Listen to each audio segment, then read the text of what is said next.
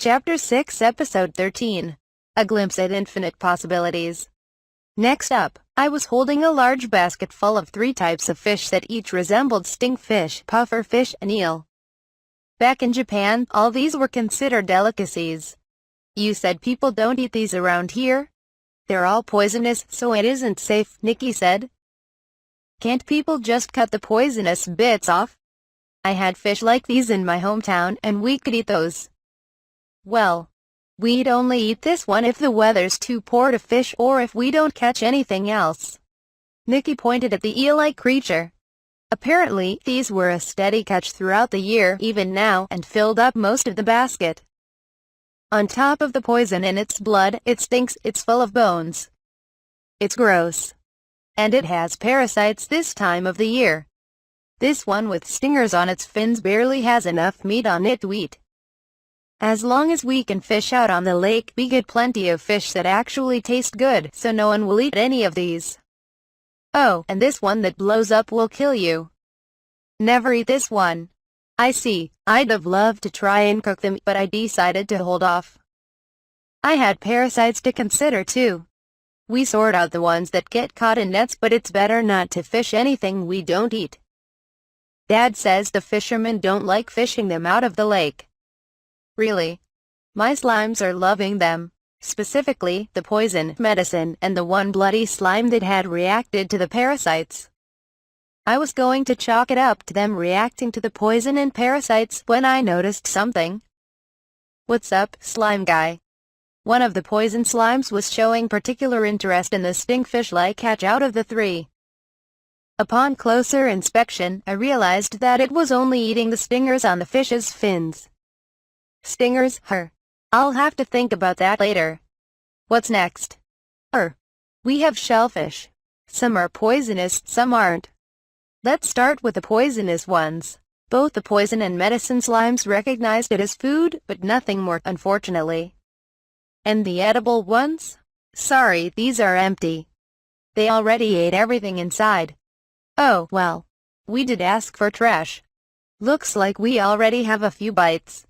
What? A few acid slimes had already nuzzled up against Nikki, still holding the bucket full of shells. He began giving them some of the shells, and the slimes happily ingested them, slowly dissolving the shells into tiny bubbles.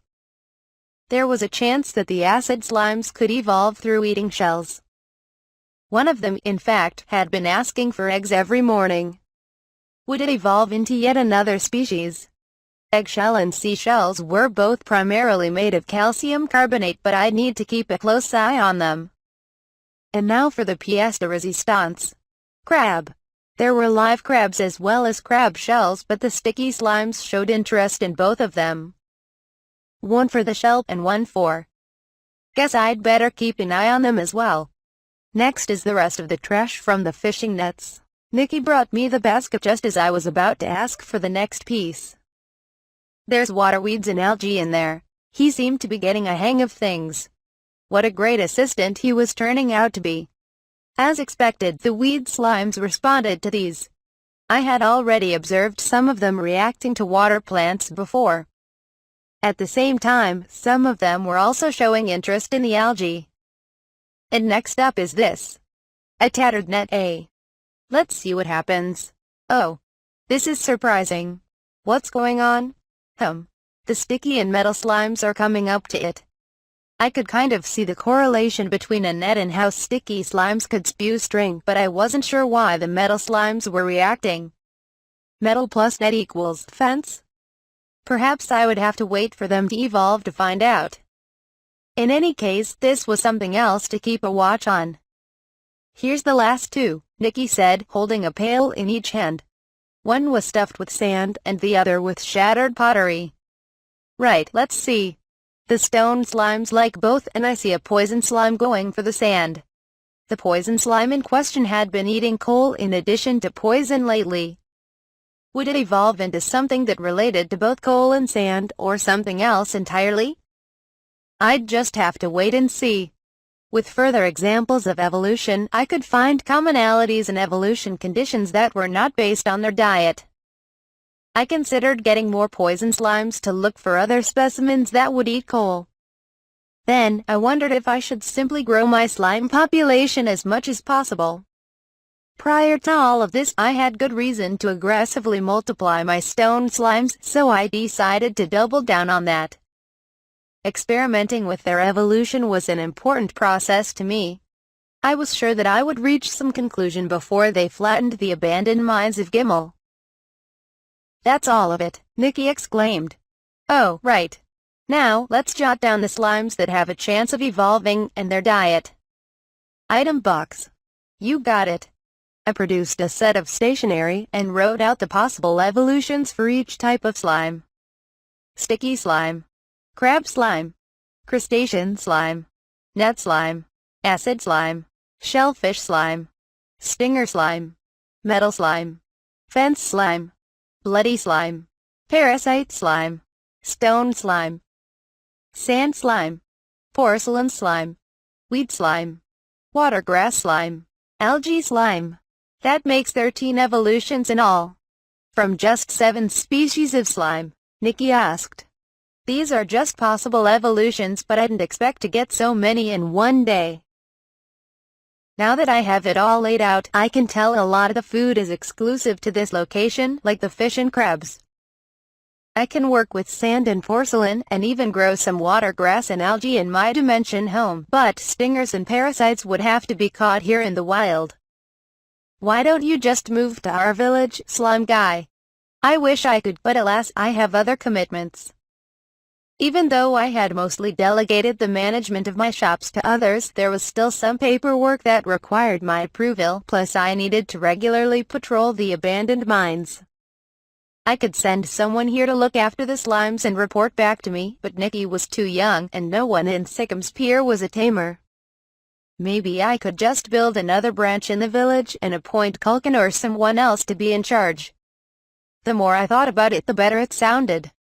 I had just discovered numerous evolutionary possibilities in a new environment. It was highly likely that I would find more as I traveled to new locations. But I didn't have the time to travel everywhere and conduct experiments on my own. If I could just expand the laundry business, setting up branches in various locations and appointing tamers and researchers to conduct experiments with the slimes at those locations, I could keep up with my business and research at the same time. Note to self. Discuss this with Carm when I get back. Pretty sure your hands are tied right now, slime guy. I know, this is all in the future. Wait, was I thinking aloud? And how? So, what's next? I'll feed them these things while I'm here, and gather the non-perishables as much as I can before I leave. Other than that, I'll wait and see. Slimes ate everything.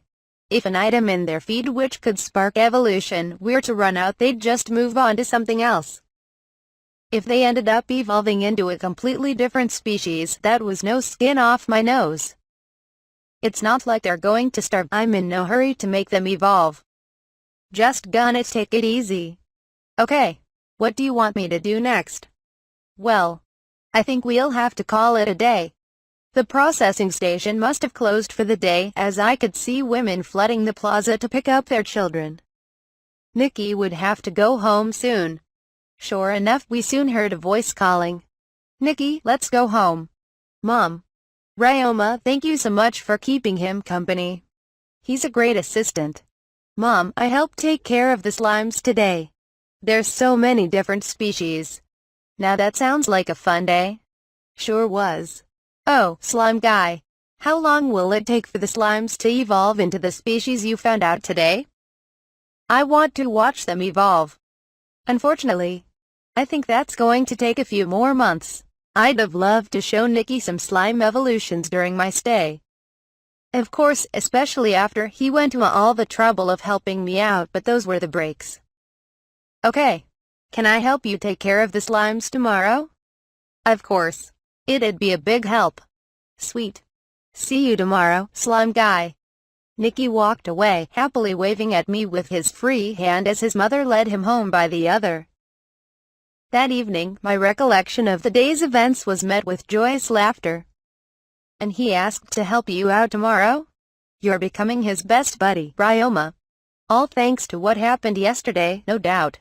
Kay, May, and Kai seemed sure that I had earned Nikki's admiration. I felt like I was just rambling about my hobby, but I was happy that he was opening up to me. Are you two going to collect more trash tomorrow? Yeah, that should be the plan. Can you take our trash too? You don't mind, do you, dear? Her husband simply nodded as he set down his drink. That would be great, thank you. I think dinner's about ready. Tonight cooking was on me.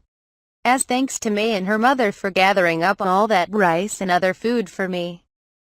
I had made yellowtail, or boneless fish as they called it, with radishes, the perfect repast for a cold winter night. Here you are, eat up. I moved the pot from the oven to the hearth, scooping a serving into everyone's bowl, starting with Hoy. The family began eating the dish with curiosity. That's a lot of flavor. You really softened up that hard root. Oh, right. I almost forgot. Try some of this with it, I said, offering some shaved Horace. Now this is different from putting it in soup. Not bad. Hoy finished the drink that had been poured for him. Quite a nice pairing, I'd say. He was getting louder and more energetic with every sip he threw back. You go ahead and eat too, Ryoma. We're going to clear this out in no time. I would imagine so. I started with the boneless fish that I had been curious about. True to its name, the fish had come out of the boil completely boneless. I took a bite to find the texture was strangely soft, but its flavor was smooth and tasty. Then I moved on to the radish, warm and calming in its aroma. It crumbled in my mouth, melting into a flavorful flood of seafood broth. I took another piece of the fish, this time with some Horace. The pinch of spice really elevated the flavor. At this point, I decided to crack open something special. Excuse me a moment. Item box. Is that a drink? Yes. A gift from a Dragonoot friend of mine. It was a bottle of high-end Iginjo sake that I had been gifted by Asagi a while back. I'd held on to it since it felt like a serious luxury, but if there was ever a time to open it, right now seemed to be the perfect opportunity. I produced cups with the bottle and took a sip. The clear, vivid taste flowed through me. This, combined with the incredibly flavorful radish, turned out to be delicious, I exclaimed. Though on a day like today, I bet it'd be even better served hot. I started a boiling pot of water on a magical stovetop. Would you care to indulge with me? I asked the table. Hey, I like the way y'all think. Don't mind if I do. Take it easy, Kai. For a kid, y'all really seem to know your way round your liquor. I was raised by a dwarf. And I'm blessed by the god of wine. Blessed by the god of wine. Dang. Now it all makes sense. Right, why don't you try this one until yours is ready? It's nothing fancy, but it's brewed locally. Gladly. I took a small cup, one that resembled a traditional sake vessel that was filled with a milky white liquid. It made me think of Dobaraku, one of the cloudy variants of sake. Upon tossing it back, I could taste the granulated ingredient mixed with a strong sweetness and the slightest hint of tartness. It was kind of like amazake. At the same time, there was a pinch of familiar bitterness. Is this made from grain spear grass? It sure is. You know your stuff. Wow.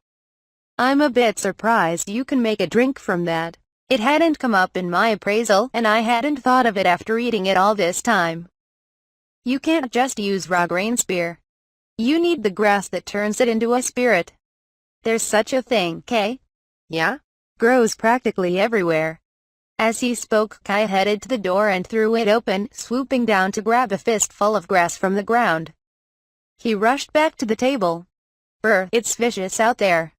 Here, this is it. It really did grow everywhere. It just looked like a patch of weed growing by the sidewalk.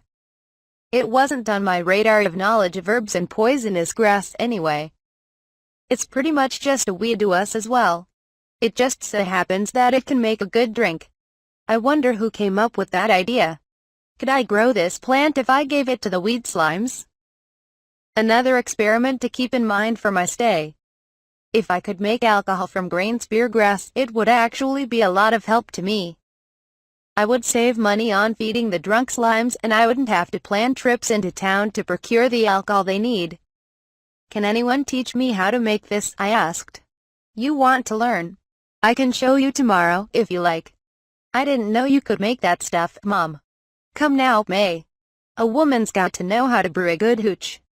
Accordingly, it was common practice for each household to brew their own hooch, and every woman learned how to do so before marriage. However, it took time and technique to make the drink right.